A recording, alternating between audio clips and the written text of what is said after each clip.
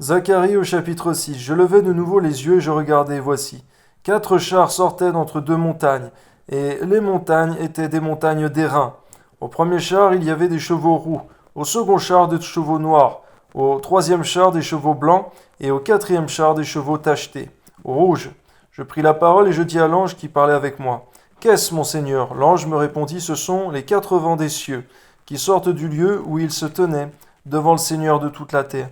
Les chevaux noirs attelés à l'un des chars se dirigent vers le pays du septentrion, et les blancs vont après eux. Les tachetés se dirigent vers le pays du midi. Les rouges sortent et demandent à aller parcourir la terre. L'ange leur dit, allez, parcourez la terre. Et ils parcoururent la terre. Il m'appela, il me dit, vois, ceux qui se dirigent vers le pays du septentrion feront reposer ma colère sur le pays du septentrion. La parole de l'Éternel me fut adressée en ces mots. Tu recevras les dons des captifs, Eldai, Tobija et Jedaïja, et tu iras toi-même ce jour-là, tu iras dans la maison de Josias, fils de Sophonie, où ils se sont rendus en arrivant de Babylone. Tu prendras de l'argent et de l'or, et tu en feras des couronnes, que tu mettras sur la tête de Josué, fils de Jotsadak, le grand sacrificateur.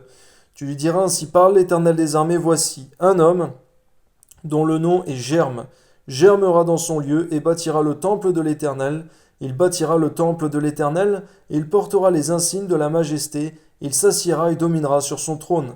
Il sera sacrificateur sur son trône, et une parfaite union régnera entre l'un et l'autre.